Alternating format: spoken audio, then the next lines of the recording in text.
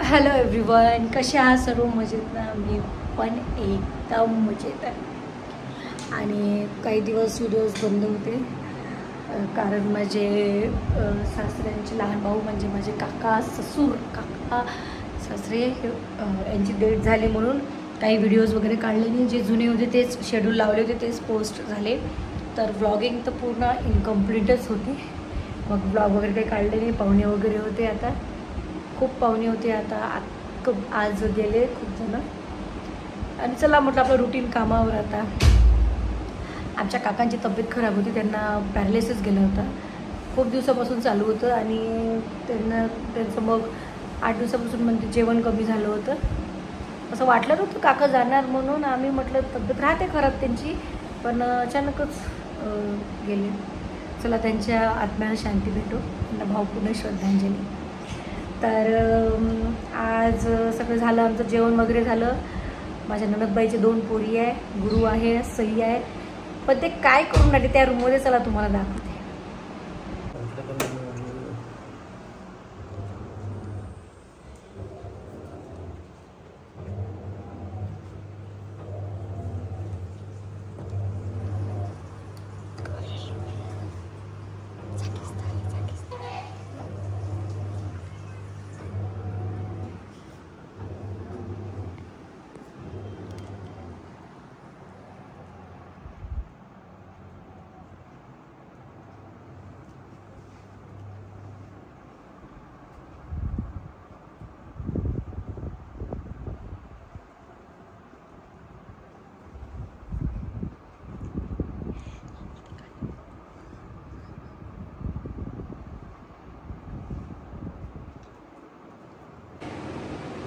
पाहिलं तुम्ही, मस्त झोपले, मस्त्या केल्या, जेवण केलं सगळ्यांनी बसून आणि मस्त झोपले. आम्ही झोपतो म्हणे, AC लावला, AC पाहिजे म्हणे.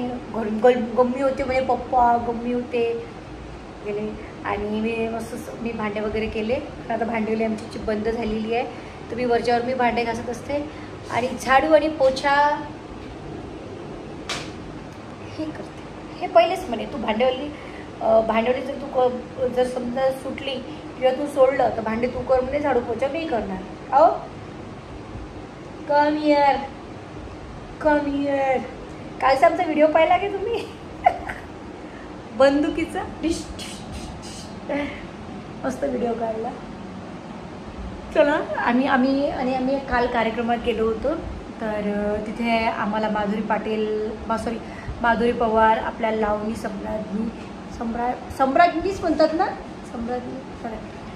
लावणी करतात. त्या 1 नंबर लावणी करतात. काय त्याचं हे झालं तिथे, शो झाला. तर आम्ही तिथे त्यांना भेटलो. मस्त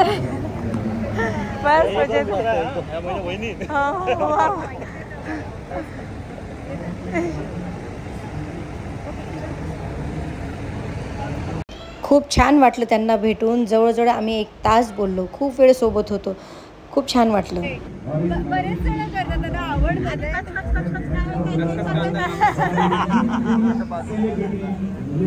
त्यानंतर आम्ही एक रील शूट केली. पहिले त्यांना विचारलं आपण एक रील शूट करायची का, तर त्या म्हणाला काही प्रॉब्लेम नाही आहे.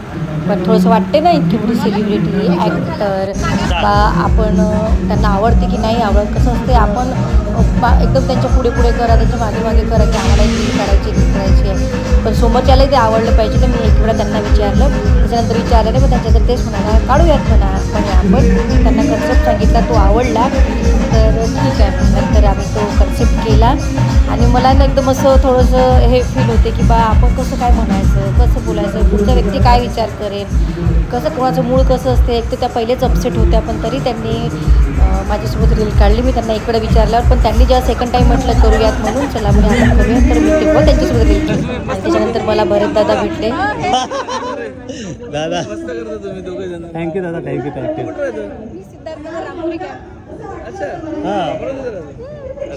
विदर्भातले थँक्यू. ते पण बोलले आणि खूप छान वाटलं. त्यांनी खूप कौतुक केलं, खूप छान वाटत होतं. त्यांनी आशीर्वाद पण भरपूर दिला. आणि नंतर मग ते स्टेजवर गेले, आम्ही तिथेच होतो.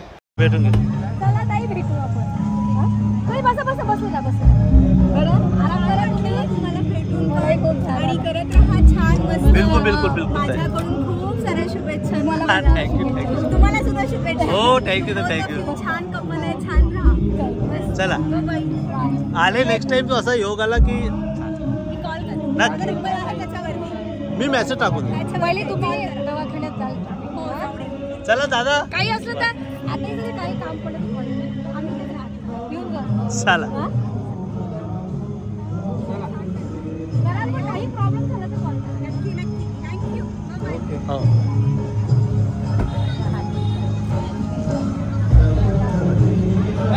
हा लागू दे. हा. तर पाहिलं माधुरी पवारताई खूप छान आहे, खूप मोकळ्या आहे. कारण त्या पण शून्यातून वर आल्या आहे, खूप मेहनतीने वर आल्या आहे, कलाकार आहे, खूप छान कलाकार आहे. खूप सुंदर त्यांनी तिथे प्रेझेंटेशन केलं आणि खूप मजा आली आणि खूप मोकळ्या बोलल्या. ते आम्ही तर खूप वेळ बोललो तिथे त्यांच्यासोबत, पण जरासही त्यांना असं इगो नाही वाटला, काही नाही वाटला. खूप छान आहेत त्या. आणि तुम्हाला एक खरं सांगू, ते मेन म्हणजे ते जे कार्यक्रमासाठी आल्या होत्या ना, पहा कलाकार कसा असते का, ज्या कार्यक्रमासाठी ते आल्या होत्या त्यांचा येताना झाला होता ॲक्सिडेंट. तो ॲक्सिडेंट एवढा भयंकर होत्या की थोडं जरी चुकलं असतं ना तर खूप मोठा तो ॲक्सिडेंट झाला असता. पण झाला तो मोठा ॲक्सिडेंट, पण कोणाच्या जीवाला हानी वगैरे झाली नाही. ताईंना त्यांना लागलं, त्यांच्या बहिणीला पण लागलं, पण त्यांचं एवढं दुखत होतं तरी पण त्यांनी स्टेजवर परफॉर्म केला. का बरं? खाली फक्त प्रेक्षकांसाठी. तर हे असतात कलाकार. खूप सुंदर परफॉर्मन्स केला आणि कलाकारांकडनं हेच शिकावं लागते की आपल्या प्रेक्षकांना कसं खुश ठेवायचं, त्यांचं कसं मनोरंजन करायचं. कारण मी पण एक कलाकार आहे, मी पण सगळंच करते खास प्रेक्षकांसाठी. तुम्ही बघता, तुम्हाला आवडते, तुम्ही लाईक करता, फॉलो करता, म्हणून आम्ही करतो आणि हे सगळं तुमच्यासाठी असतं. खूप छान माधुरी पवार ताई, खूप छान वाटलं तुम्हाला भेटून ह्या ब्लॉगमध्ये. मी पूर्ण काही शूट तर नाही करू शकली, पण जे करता आलं मी ते केलेलं आहे. तर कसं वाटलं मला तुम्ही नक्की सांगा. माधुरी ताईसोबत भेटली तुम्ही. तर आता माझ्या घरी काय चालू आहे ते तुम्हाला सांगते. चला. काय करून आले तुम्ही? काय करून आले? तू पोरीत पोरगा माकोळा. तू काय करू राहिला माकोळा? सगळे कपडे काढले का ग? हो घाल, सगळं घाल, पण मला व्यवस्थित. ट्रेन जाऊ ना, ट्रेन मध्ये बसून आपण. माझा आहे बेटा. व्यवस्थित लावा. असं असते, पोरी असल्या म्हणजे अशा कामं करतात. हे रे बिट्टू तर खूप कामाची आहे बाप्पा. बिट्टू इकडे बाय. बिट्टू ते तोंड लपवते कामाची.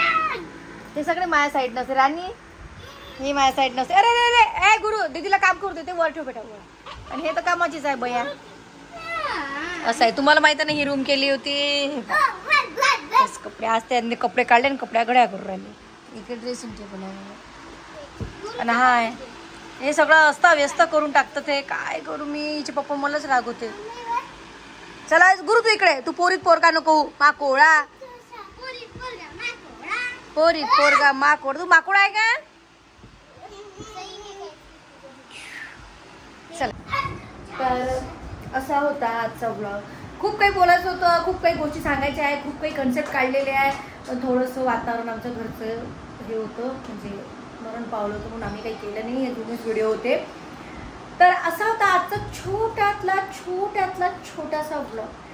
कसा वाटला, कसा नाही मला नक्की सांगा. भेटू आपण नेक्स्ट ब्लॉगमध्ये.